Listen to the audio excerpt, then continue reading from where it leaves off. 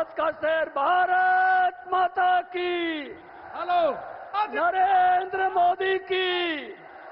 भारत के प्रधानमंत्री नरेंद्र मोदी की। हरियाणा भारत माता की। जय जयकार मारे हरियाणा। हमारे आज के मुख्यमंत्री जी हमारे बीच में पहुंच गए हैं। जोरदार जयकारे से उनका स्वागत करेंगे। नरेंद्र मोदी जिंदाबाद। मारे नरेंद्र मोदी हरियाणा जिंदाबाद। होरी जय जयकार। मोदी जी को जय श्री राम। मोदी जी को जय श्री राम। मोदी जी को जय श्री राम। जय श्री राम। मोदी जी को जय श्री राम। जय श्री राम। मोदी जी को जय श्री राम। मोदी जी को जय श्री राम। मोदी जी को जय श्री राम। अब मैं माननीय प्रधानमंत्री जी के स्वागत के लिए आमंत्रित करना चाहूंगी हमारे सोनीपत के जिलाध्यक्ष भाई जसवीर दोदवा जी। वो बुके से उनका स्वागत करेंगे और साथ में हमारे सभी अन्य जिलों से आए हुए जिलाध्यक्ष रहेंगे। जींद से जिलाध्यक्ष, रोहतक के और झज्जर के सभी जिलाध्यक्ष उनके साथ में रहेंगे। पानीपत के हमारे जिलाध्यक्ष जी उनके साथ में रहेंगे।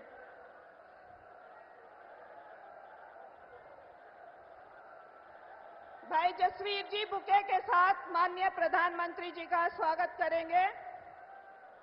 सभी पांचों जिला के जिलाध्यक्ष उनके साथ में रहेंगे जी।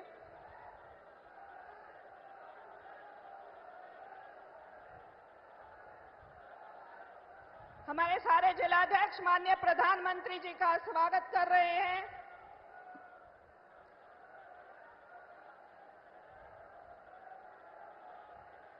अब इसके बाद मैं आमंत्रित करना चाहूंगी हमारे माननीय मुख्यमंत्री श्री नायब सैनी जी। वो विजय की प्रतीक गदा देकर माननीय प्रधानमंत्री जी का स्वागत करेंगे।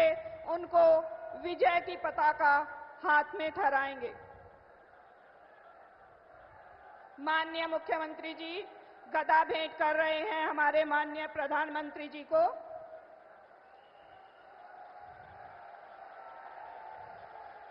यह विजय का और शक्ति का प्रतीक है। इसके साथ ही मैं अगले इसी स्वागत के क्रम में अपने माननीय प्रदेश अध्यक्ष जी से अनुरोध करूंगी कि वो लोई उड़ाकर हमारे माननीय प्रधानमंत्री जी का स्वागत करें।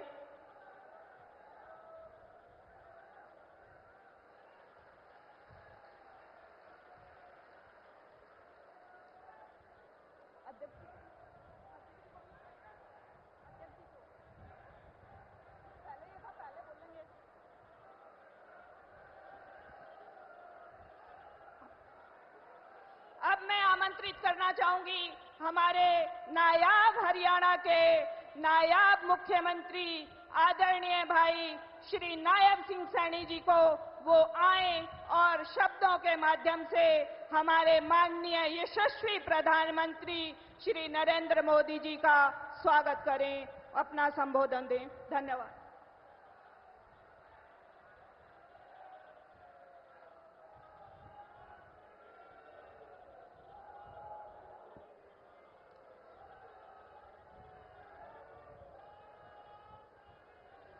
भारत माता के। भारत माता के। भाई एक जोरदार जयकारे के साथ विजय की संकल्प की मुट्ठी भींच करके एक जयकारा लगाएंगे। भारत माता के। आज हम सबका ये परम सौभाग्य है, दुनिया के सबसे लोकप्रिय नेता, भारत के यशस्वी प्रधानमंत्री परम आदरणीय नरेंद्र मोदी जी आज गोहाना की पावन भूमि पर पधारे हैं। माननीय प्रधानमंत्री जी, हरियाणा आपको अपना मानता है। आप हरियाणा के इस 2 करोड़ 80 लाख लोगों के परिवार के सदस्य हैं, मार्गदर्शक भी हैं और मुखिया भी हैं। प्रधानमंत्री जी, मेरा सौभाग्य है कि आप मुझे एक बार फिर गोहाना की इस धरती से आपका स्वागत करने का अवसर मिल रहा है। मैं गोहाना की सरदारी और आपके पूरे हरियाणा परिवार जनों की ओर से आपको राम राम करता हूं। साथियों, आज माननीय पंडित दीनदयाल जी की जयंती है, जिन्होंने अपने पूरे जीवन से हमें एक सूत्र और संदेश दिया, अंत्योदय का। माननीय प्रधानमंत्री जी, पिछले 10 सालों से हरियाणा में भारतीय जनता पार्टी की सरकार उसी अंत्योदय के सिद्धांत को लेकर के चल रही है और हमने केवल अंतिम व्यक्ति तक पहुंचने की कोशिश ही नहीं की, बल्कि हमने तो शुरुआत ही अंतिम व्यक्ति से की है। माननीय प्रधानमंत्री जी, पिछले 10 सालों में हरियाणा के हर वर्ग का, हर व्यक्ति का जो विकास हुआ है वह डबल इंजन की सरकार के कारण हुआ है। और डबल इंजन की ताकत क्या होती है, हरियाणा आज अच्छी तरह से जानता है।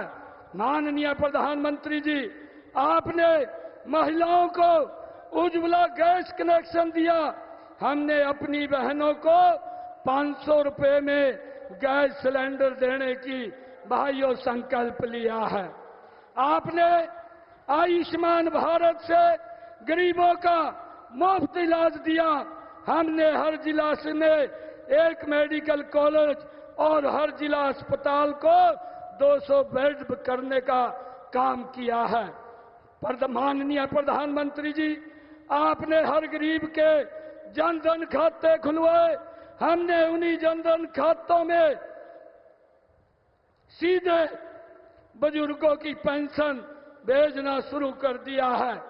आपने किसान को किसान सम्मान निधि दी ताकि वह अपनी फसल की बुआई और कटाई कर सके, और हमने किसान की हर एक फसल के हर दाने को एमएसपी पर खरीदने का आपके आशीर्वाद से फैसला लिया है। माननीय प्रधानमंत्री जी, आपने हरियाणा को सड़कें दी, नेशनल हाईवे दिए, हमने उन्हीं सड़कों पर गरीब को सफर करने के लिए 1000 किलोमीटर मुफ्त यात्रा का पास दिया है।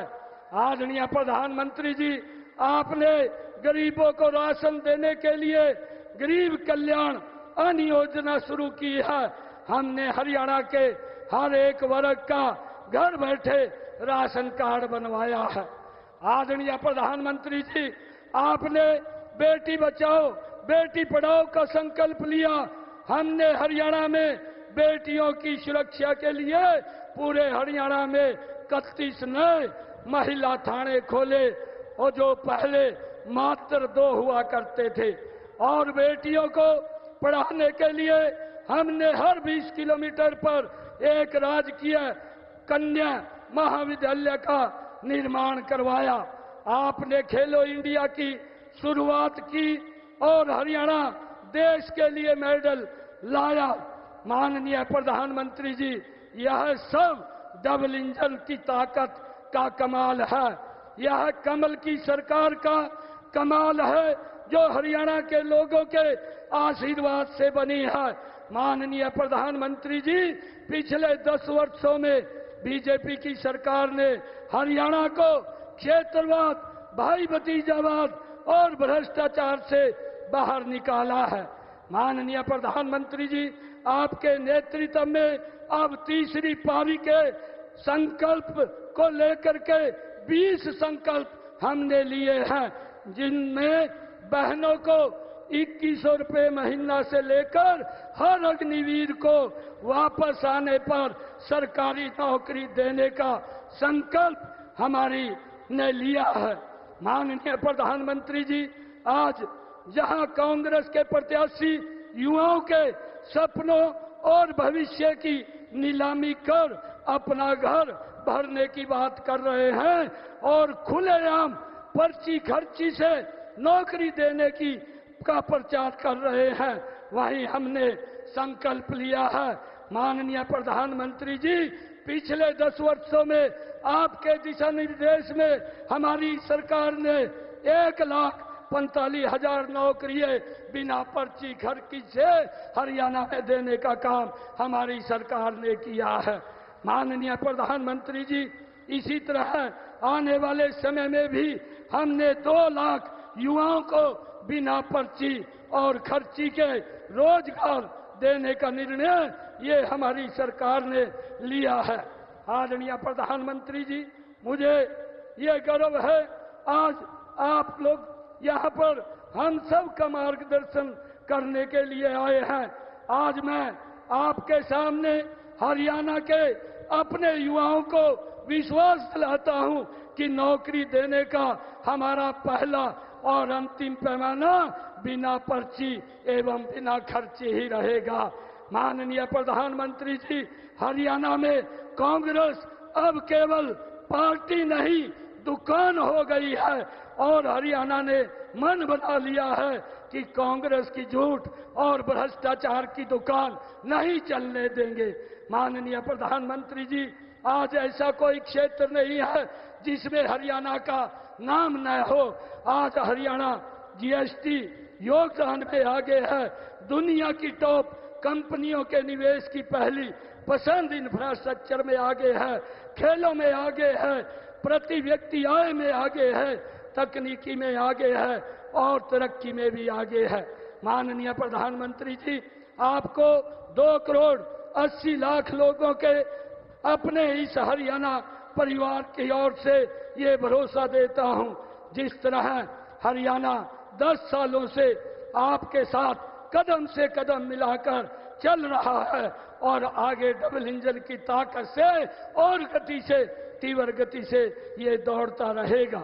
तीसरी बार फिर से भारतीय जनता पार्टी की सरकार बनाकर हरियाणा आपके साथ कदम से कदम मिला करके चलता रहेगा।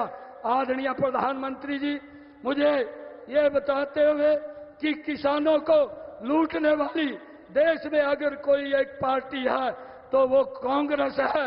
हरियाणा का किसान तो कांग्रेस द्वारा किसानों की जमीन तक लूट का गुआ है।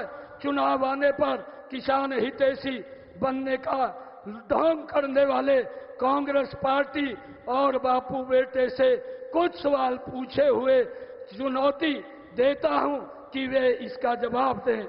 आज भाजपा ने हरियाणा को सभी 24 फसलें आपके आशीर्वाद से एमएसपी पर खरीदने का भाइयों पहला राज्य देश का ये बना है। कांग्रेस बताए आपके 60-70 सालों में कितने किसानों की फसल आपने एमएसपी पर खरीदी है। आदरणीय प्रधानमंत्री जी, एक बार फिर मैं हरियाणा की इस पावन धरती पर आपका स्वागत करता हूं, अभिनंदन करता हूं। आप हमारा उत्साह बढ़ाने आए हैं। मैं आपका बहुत बहुत धन्यवाद करता हूं। इन्हीं शब्दों के साथ जय हिंद, जय भारत, जय भारत मां।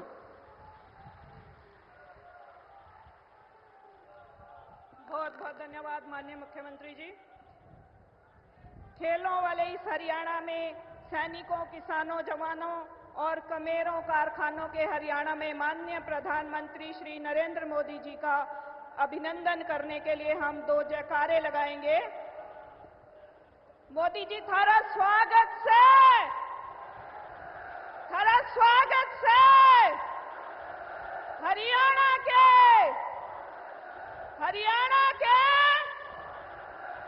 सर्वदा वंदनीय, अभिनंदनीय भारतवर्ष ही नहीं अपितु संपूर्ण जगत के सर्वाधिक लोकप्रिय नेता माननीय प्रधानमंत्री श्री नरेंद्र भाई मोदी जी आज इस वीर भूमि हरियाणा के गोहाने में पहुंचने पर आपका सभी मंचासीन हमारे नेतागण, सज्जन वृंद और इस सभा में उपस्थित सभी श्रोतागण एवं भारतीय जनता पार्टी हरियाणा के सभी कार्यकर्ताओं की तरफ से आपका हृदय की गहराइयों से अभिनंदन करते हुए आपको आमंत्रित करती हूँ। धन्यवाद। भारत माता की, भारत माता की, भारत माता की। सारे बुजुर्गों ने, भाई बहनों ने और नौजवान साथियों ने राम राम। सोनीपत की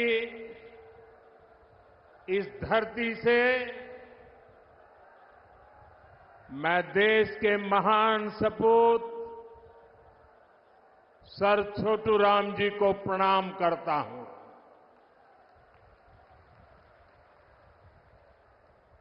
सर छोटू राम जी का जीवन किसानों और वंचितों के लिए समर्पित रहा। हरियाणा की लोक कला को समृद्ध करने वाले बाबा लक्ष्मी चंद जी को भी मैं नमन करता हूं। आज 25 सितंबर है। हमारे पथ प्रदर्शक पंडित दीनदयाल उपाध्याय जी की जन्म जयंती भी है। अंत्योदय और गरीबों की सेवा के लिए पंडित दीनदयाल उपाध्याय जी ने जो रास्ता दिखाया, वो प्रत्येक भाजपा कार्यकर्ता के लिए संकल्प पथ की तरह है।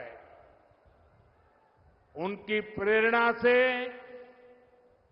भाजपा भारत को विकास की नई ऊंचाई पर ले जा रही है, गरीबों का उत्थान कर रही है। मैं श्रद्धेय दीनदयाल जी को श्रद्धापूर्वक नमन करता हूं। साथियों, जैसे जैसे वोटिंग का दिन पास आ रहा है, वैसे वैसे कांग्रेस पस्त पड़ती जा रही है।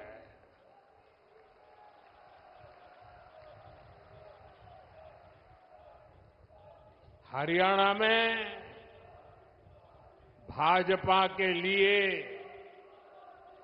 समर्थन बढ़ता ही जा रहा है।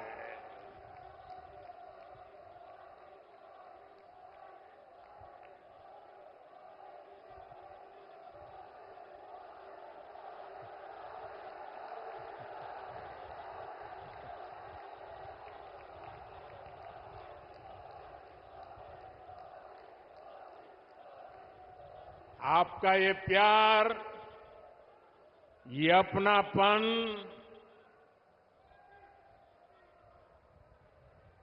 हरियाणा का ये प्यार तो मेरी जिंदगी की बहुत बड़ी अमानत है।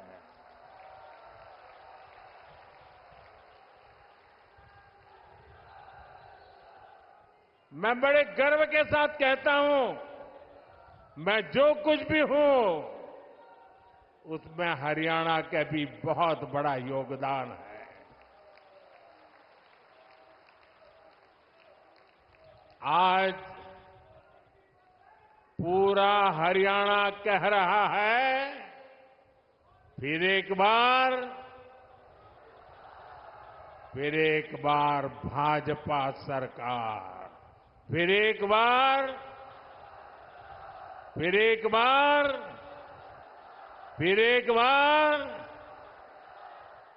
साथियों, आज जम्मू कश्मीर में दूसरे चरण का मतदान भी हो रहा है। ये मतदान शांतिपूर्ण तरीके से चल रहा है। लोग सुबह से ही वोट डालने के लिए कतारों में लग गए हैं। पहले चरण में जिस तरह जम्मू कश्मीर में वोटिंग का रिकॉर्ड टूटा,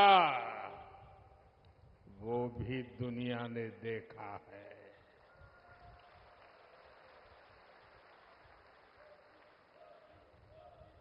मैं जम्मू कश्मीर के लोगों की सराहना करूंगा, उन्हें बधाई दूंगा कि वो लोकतंत्र के इस पर्व में उतने उत्साह से हिस्सा ले रहे हैं। साथियों, भाजपा सरकार में हरियाणा आज खेती और उद्योग दोनों मामलों में देश के टॉप राज्यों में अपनी जगह बना रहा है। जब औद्योगिकरण बढ़ता है तो इसका सबसे अधिक फायदा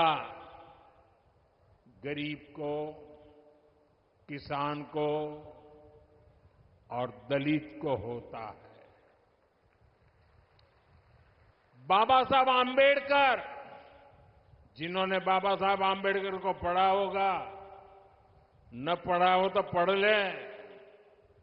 बाबा साहब आंबेडकर मानते थे कि दलितों के सशक्तिकरण में उद्योगों की बड़ी भूमिका होती है।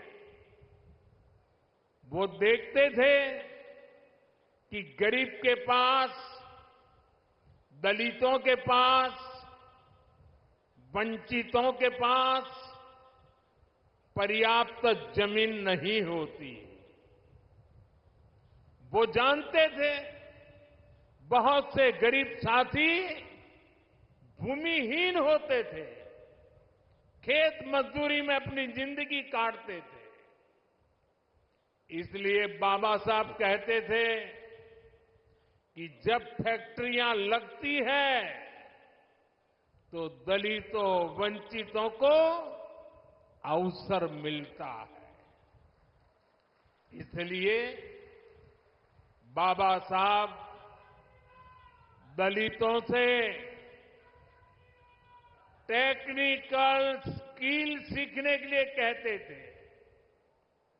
भाजपा की नीति निर्णयों में, भाजपा के विचारों में आपको बाबा साहब की यही सोच दिखाई देगी।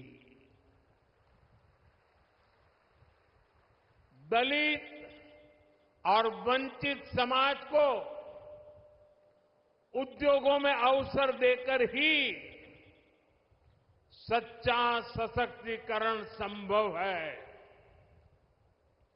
साथियों, आज हमारे भारत में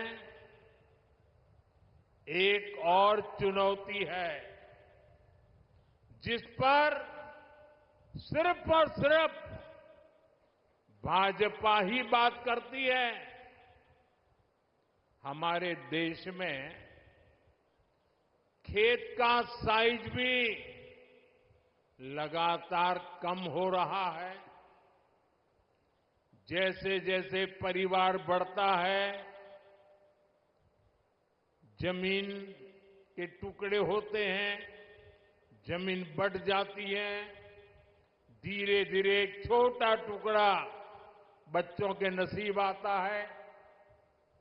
आबादी बढ़ रही है, लेकिन खेत छोटा हो रहा है।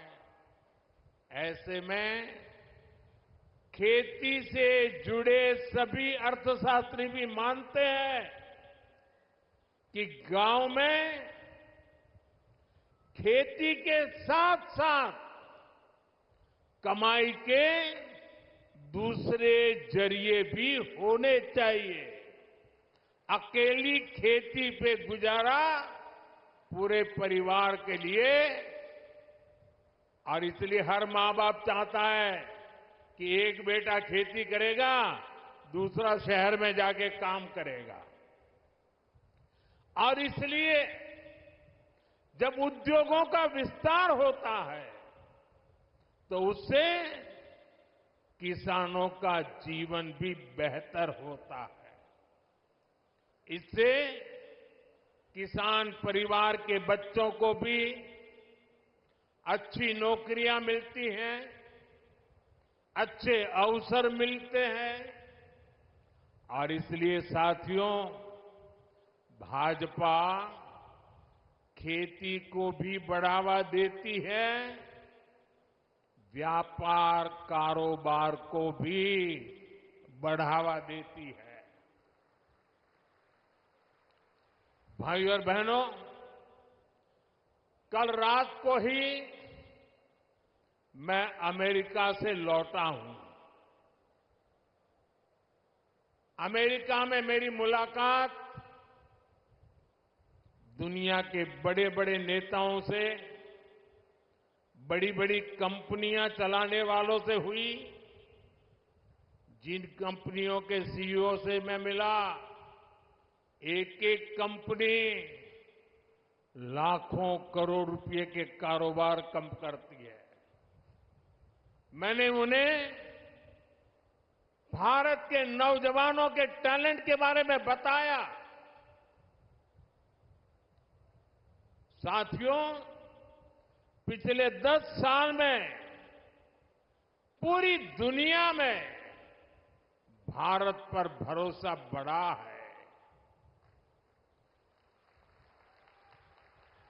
और मैं हरियाणा के लोगों को एक बात तो जरूर बताऊंगा।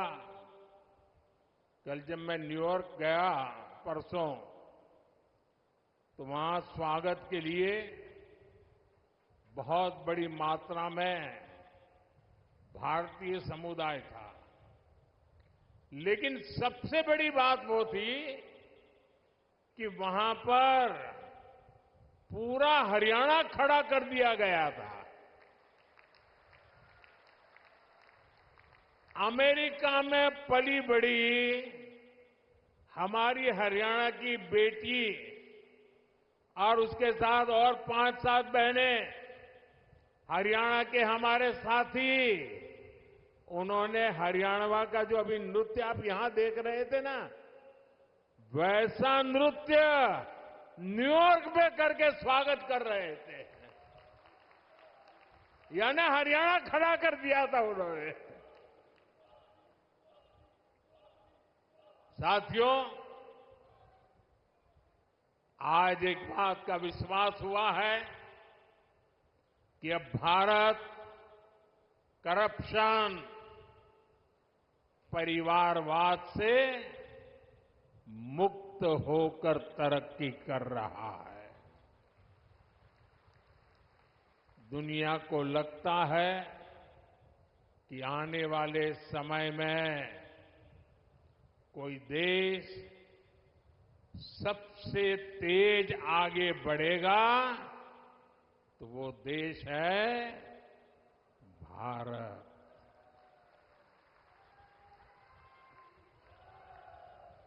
बेटे, आप बहुत बढ़िया चित्र बना के लाए हो, लेकिन ऐसे खड़े रहोगे तो थक जाओगे। आप मेरे लिए लाए हैं। चलिए, मैं मेरे एसपी जी को कहता हूं, वो आपसे वो फोटो ले लेंगे। पीछे अपना नाम पता लिख लेना, मैं आपको चिट्ठी लिखूंगा। अपना नाम पता पीछे लिख देना।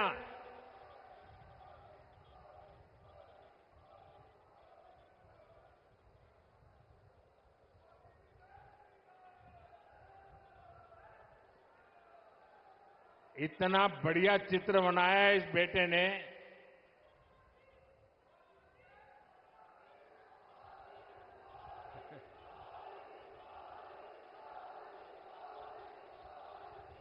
साथियों,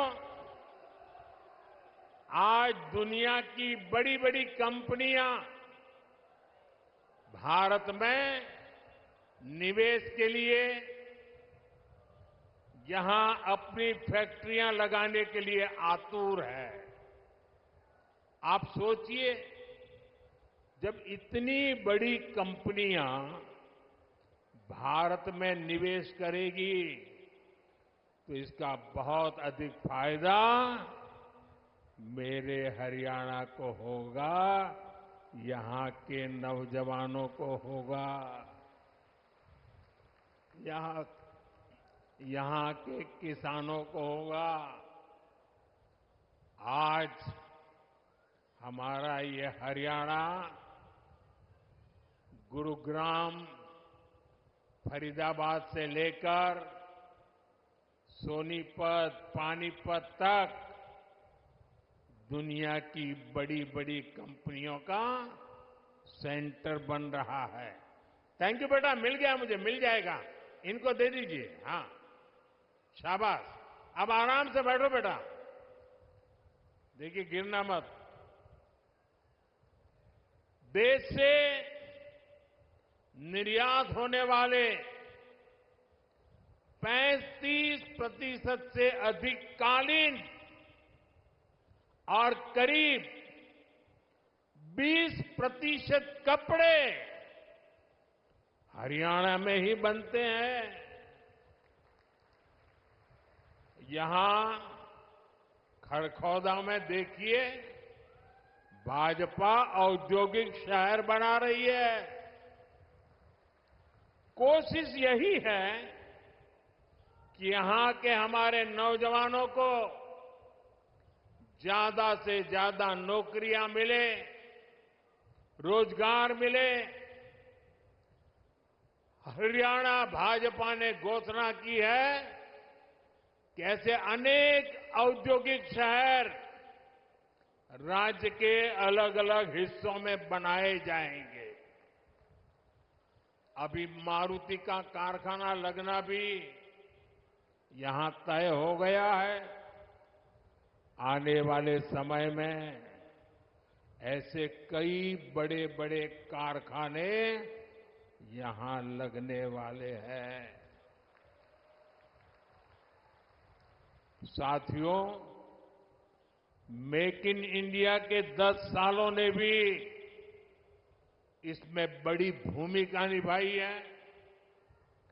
हम मोबाइल फोन से लेकर लड़ाकू विमान और विमान वाहक पोत तक अब भारत में बना रहे हैं।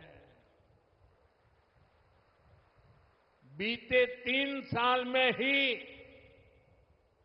मैन्युफैक्चरिंग से जुड़े सेक्टर में लाखों नए रोजगार बने हैं।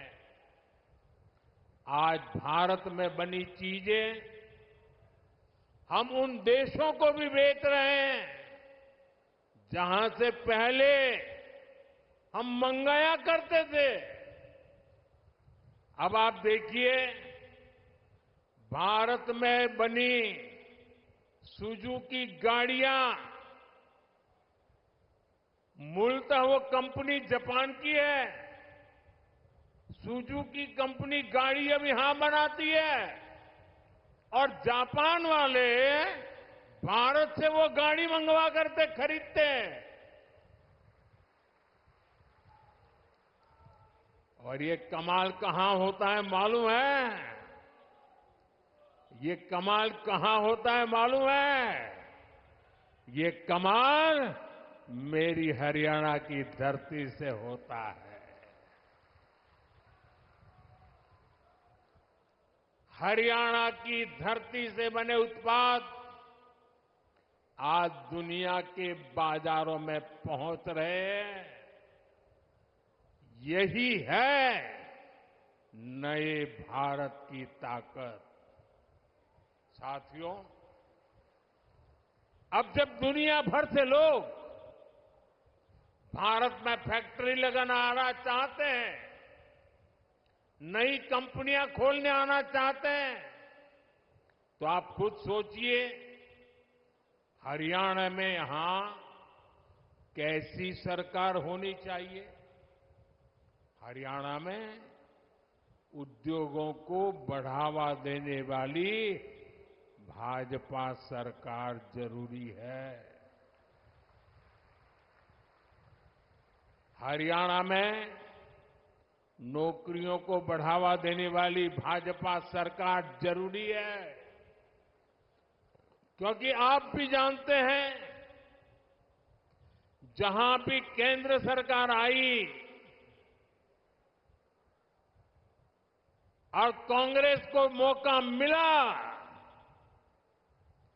जहां जहां कांग्रेस ने पैर रखा, ये काम पक्का करप्शन, करप्शन, करप्शन, भ्रष्टाचार, भ्रष्टाचार, भ्रष्टाचार, भाई भतीजावाद, भाई भतीजावाद, भाई भतीजावाद। भारत के सरकारी सिस्टम में भ्रष्टाचार को पैदा करने वाली, पालना पोसने वाली, हमारे देश में भ्रष्टाचार की कोई जन्मदात्री है तो कांग्रेस पार्टी है। कांग्रेस का शाही परिवार देश का सबसे भ्रष्ट परिवार है, और जब हाईकमान भ्रष्टाचारी है तो नीचे फिर लूट का खुला लाइसेंस मिल ही जाता है। याद कीजिए 10 साल पहले जब यहां कांग्रेस की सरकार थी तब क्या होता था। आज जो नए वोटर है ना 18 साल 20 साल के, उन्हें तो पता तक नहीं होगा कि 10 साल पहले हरियाणा को कैसे लूटा गया था। तब हरियाणा में किसानों की जमीन को जम करके लूटा गया। कांग्रेस ने हरियाणा को दलालों और दामादों के हवाले कर दिया था।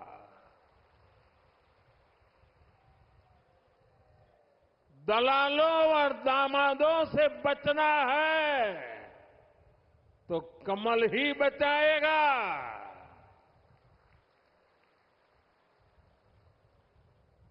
किस किस कांग्रेस नेता पर आरोप लगे हैं ये आप अच्छे से जानते हैं।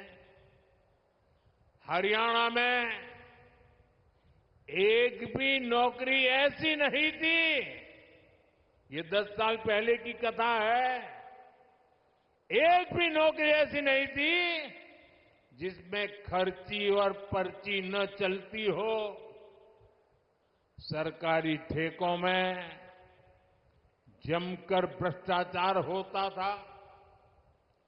हरियाणा को लूट कर खाने वाली ऐसी करप्ट कांग्रेस को हरियाणा की सरकार से मीलों मीलों दूर रखना है, तब जाके हरियाणा बचेगा। और आपका तो मुझ पर हक है, मुझे भी तो हरियाणा का कर चुकाना है।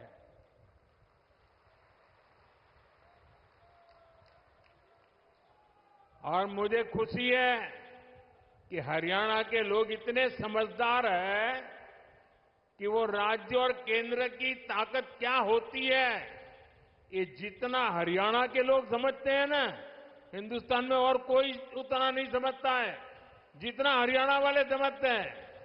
और इसलिए हरियाणा हमेशा राज्य में वही सरकार बनाता है जिसकी दिल्ली में सरकार होती है।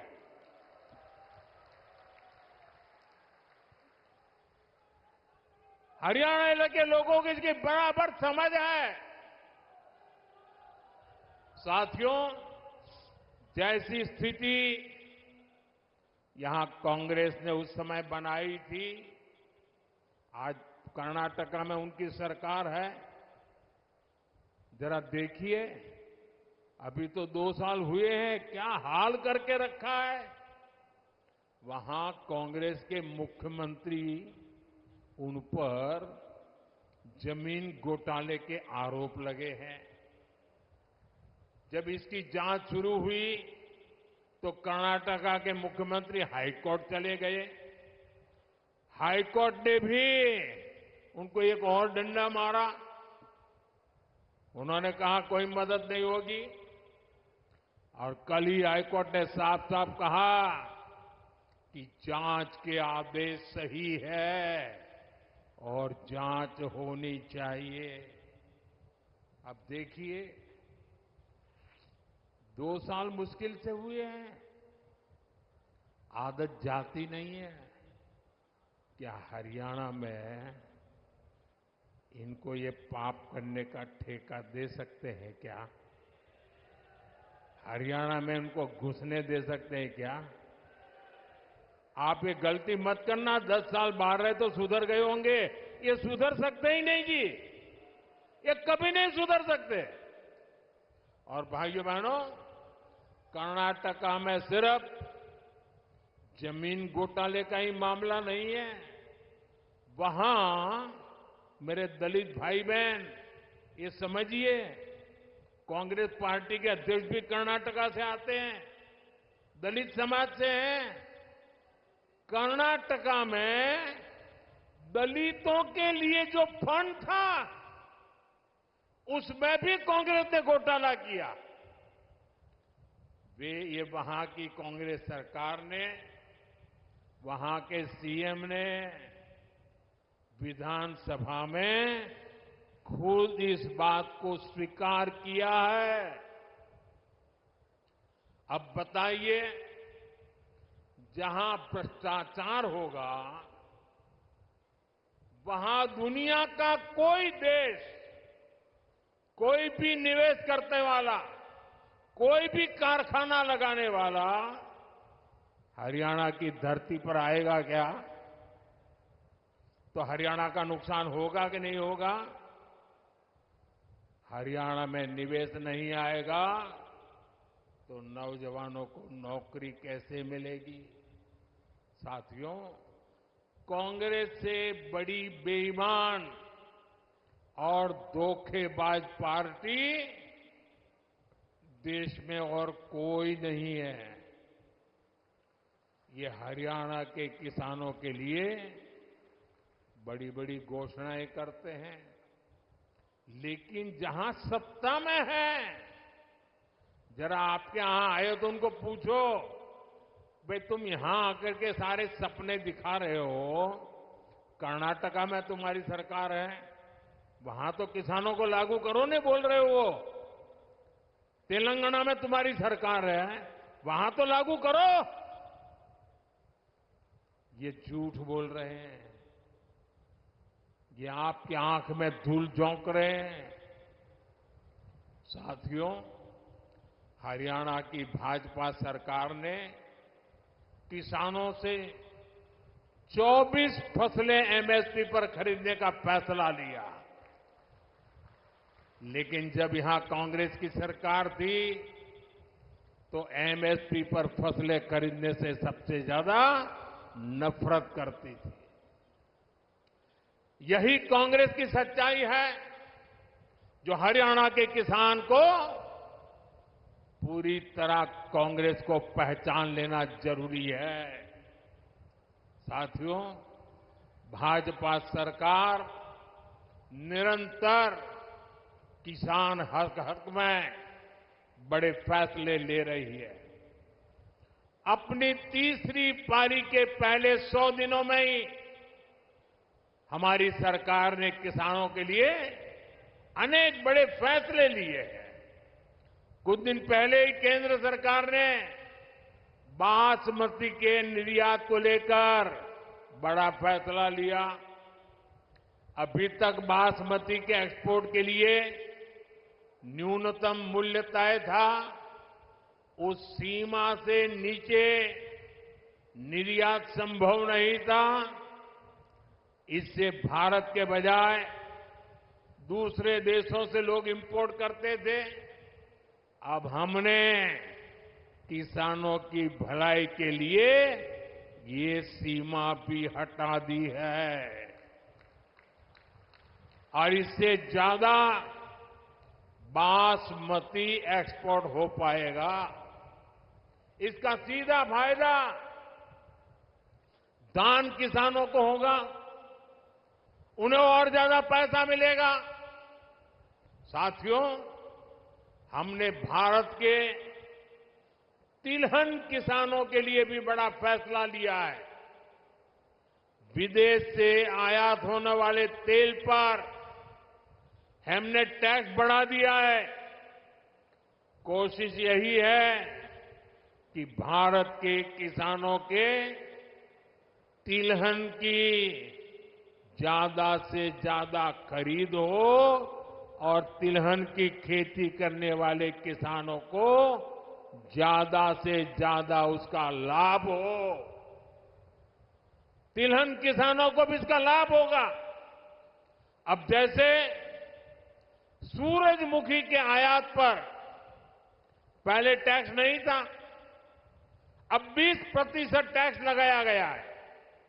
इससे हरियाणा के सूरजमुखी की पैदावार से जुड़े हमारे जो किसान भाई बहन हैं, उनको बेहतर दाम मिलेंगे।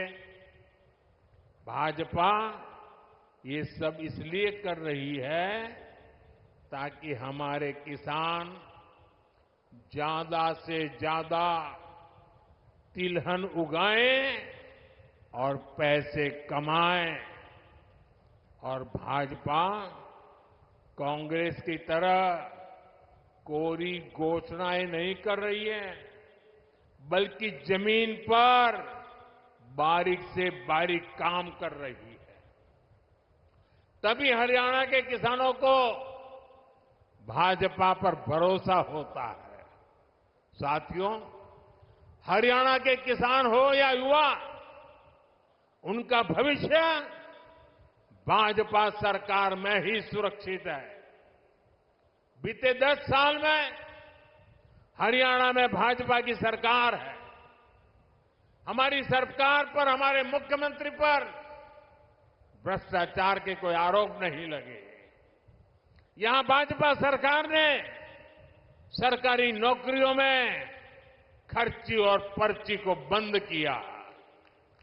8 अक्टूबर के बाद भाजपा की नई सरकार एक बार फिर नौजवानों के लिए हजारों नए अवसर बनाएगी। यहां युवाओं को बहुत बड़ी संख्या में नए रोजगार मिलेंगे। साथियों, सोनीपत, पानीपत की ये पूरी बेल्ट अवसरों से भरी है। यहां पर हो रहे विकास कार्य इस पूरे क्षेत्र को आधुनिक पहचान दे रहे हैं। भाजपा सरकार ने सोनीपत तक मेट्रो के विस्तार को स्वीकृति दी है। आज जिस तरह इस क्षेत्र में भाजपा ने नए हाईवे बनवाए हैं, उस मामले में तो एक क्षेत्र सबसे कनेक्टेड इलाकों में से एक बन रहा है। साथियों, हरियाणा भारत की मेडल फैक्ट्री भी है। हाल में ओलंपिक्स और पैरालंपिक्स में भारत के शानदार प्रदर्शन में हरियाणा के खिलाड़ियों की बड़ी भूमिका रही है। अब भारत में हम 2036 में, 2036 में ओलंपिक कराने के लिए प्रयास कर रहे हैं। इसका फायदा हरियाणा के नौजवानों को होगा। यहां स्पोर्ट्स का नया इंफ्रास्ट्रक्चर बनेगा। गांव-गांव में नए खिलाड़ियों को अवसर मिलेगा। आप देखिए, देश की तीसरी स्पोर्ट्स यूनिवर्सिटी यहां भाजपा ने ही सोनीपत में बनवाई है। अब हरियाणा भाजपा ने घोषणा की है, हर जिले में अलग अलग ओलंपिक खेलों की नर्सरी बनाएंगे। हरियाणा की बेटियां, हरियाणा के बेटे दुनिया भर में जाकर मेडल लाए, उसमें भाजपा हर तरह से उनकी मदद कर रही है। साथियों, आपके पास तो हमारे साथी मोहनलाल बड़ोली जी के रूप में हरियाणा भाजपा का अध्यक्ष है। अरविंद शर्मा जी जैसे अनुभवी जनप्रतिनिधि है, जिनको इतने साल तक केंद्र में रहने का अनुभव है। इनके रहते यहां के विकास की गति और तेज होना तय है। साथियों, सोनीपत की ये धरती उन वीर जवानों की भी धरती है, जिन्होंने हिमालय की ऊंची चोटियों पर दिन रात मातृभूमि की रक्षा की है।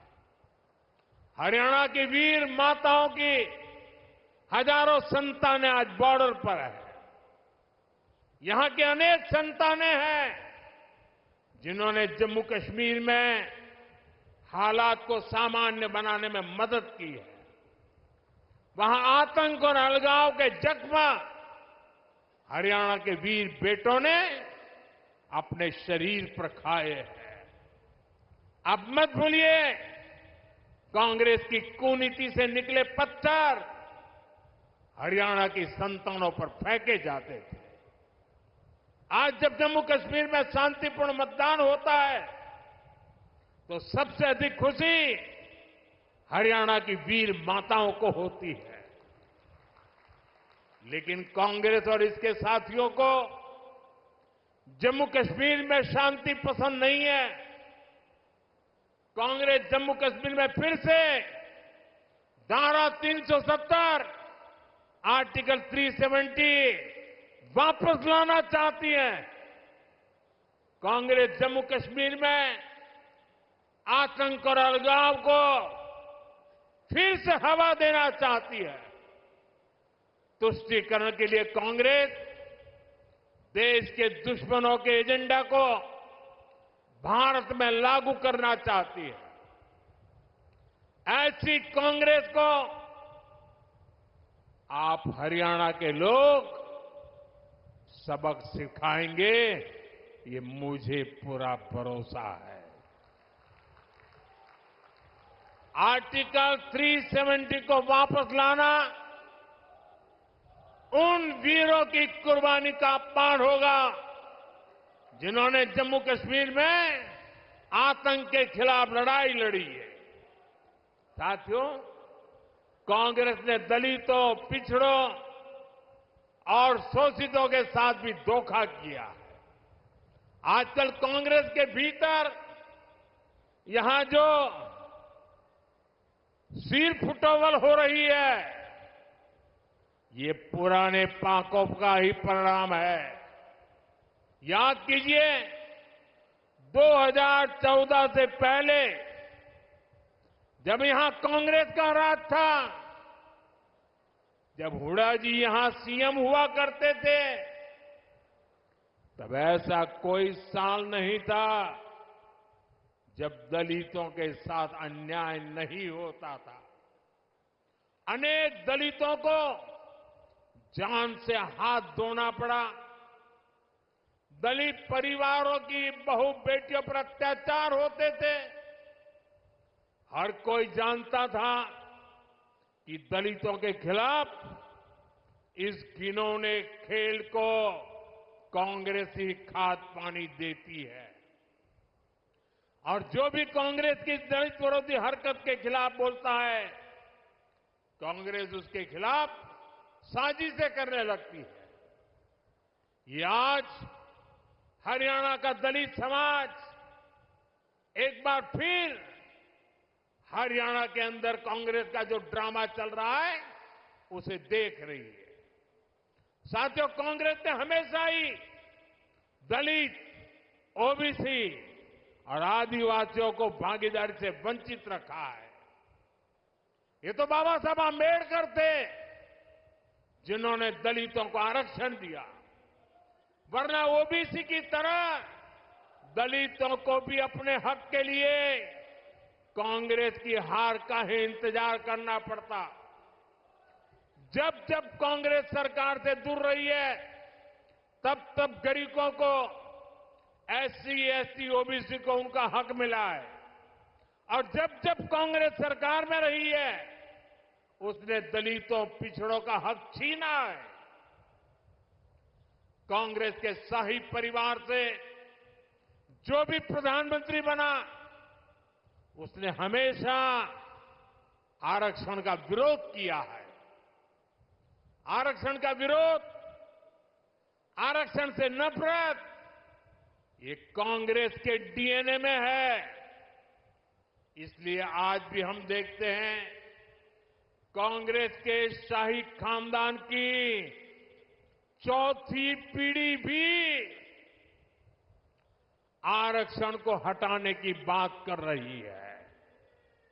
आपको कांग्रेस की आरक्षण विरोधी चालों से सावधान रहना है। साथियों, बीजेपी ने दलित, ओबीसी और आदिवासियों को सही मायने में भागीदारी दी है। वंचित और पिछड़े समाज के हर व्यक्ति को भाजपा ने हमेशा आगे बढ़ाया। यहां हरियाणा में देखिए, हमारे नायब श्री सैनी जी को भाजपा ने सीएम बनाया। इतने कम समय में ही इन्होंने पूरे हरियाणा के लोगों के दिल में जगह बनाई है। आज यहां लोग कहते हैं कि यो नायब सैनी एक किसान मजदूर का बेटा से, इसके किवाड़ लोगा ताई 24 घंटे खुले रवे से। भाइयों और बहनों, कांग्रेस की सरकारों की एक और पहचान है, कांग्रेस सरकार अस्थिरता के लिए भी जानी जाती है। बीते कुछ सालों में ही जहां जहां इनकी सरकारें बनी, वहां यही दिखने को मिला है। कांग्रेस शासित हर राज्य में उनके मुख्यमंत्री और मंत्री झगड़ों में उलझे हुए हैं। उनको जनता की तकलीफ, उनके दुख दर्द से कोई लेना देना नहीं है। कर्नाटक में उनके सीएम और डिप्टी सीएम आपसी लड़ाई में बिजी हैं। तेलंगाना, हिमाचल प्रदेश, वहां भी यही कहानी है। राजस्थान और छत्तीसगढ़ में भी जब उनकी सरकारें थी, पूरा 5 साल नंबर 1, नंबर 2 एक दूसरे की टांग खींचने में लगे रहे। इसलिए हरियाणा को भी बहुत सावधान रहना है। गलती से भी मेरे शब्द लिख कर रखना भाइयों, हरियाणा का मुझ पे हक है, इसलिए मैं अपनी बात आपके सामने बड़े विश्वास से कह रहा हूं। याद रखना, गलती से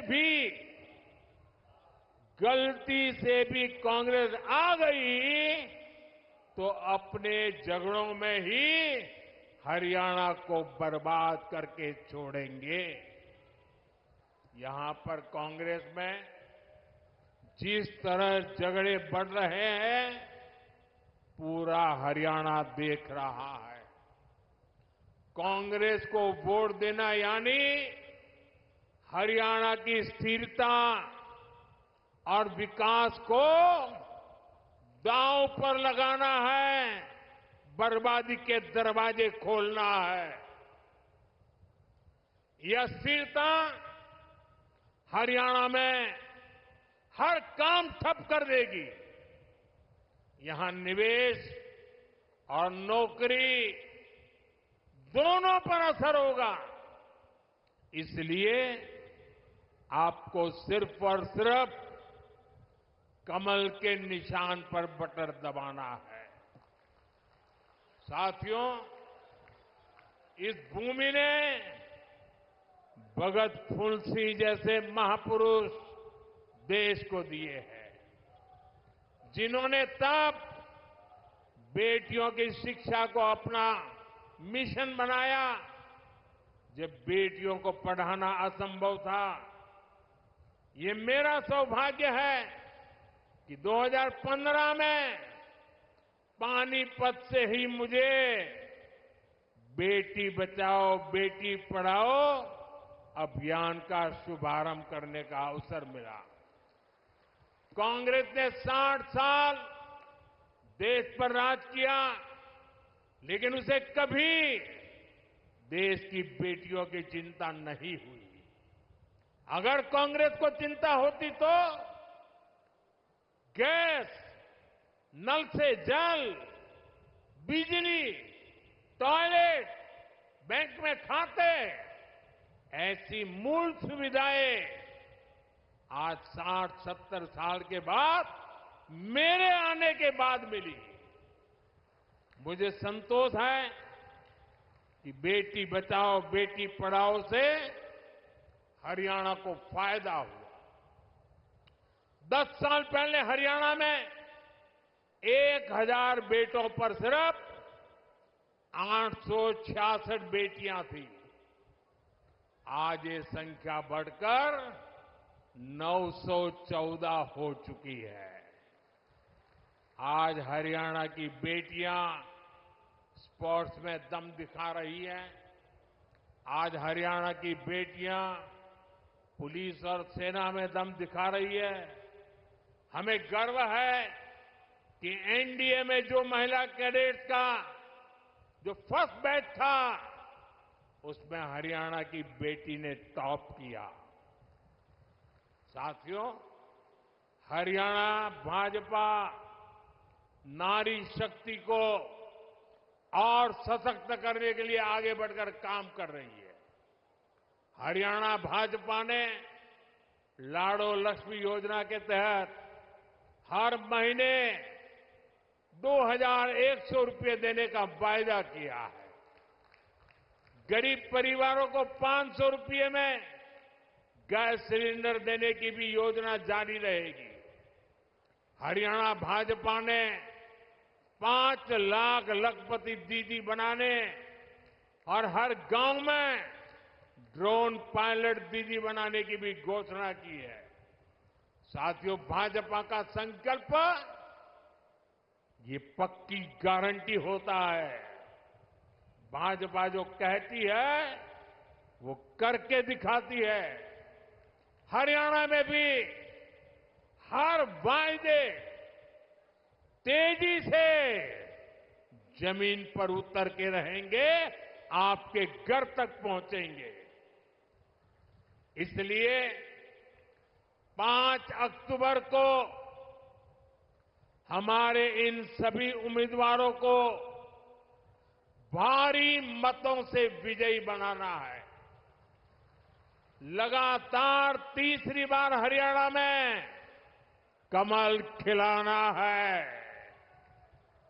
एक बार फिर इतनी बड़ी संख्या में हमें आशीर्वाद देने के लिए आप आए, मैं आपका बहुत बहुत आभारी हूं। दोनों हाथ ऊपर करके पूरी ताकत से मेरे साथ बोलिए, भारत माता की, भारत माता की, भारत माता की। बहुत बहुत धन्यवाद। माननीय प्रधानमंत्री जी का इस ओजस्वी उद्बोधन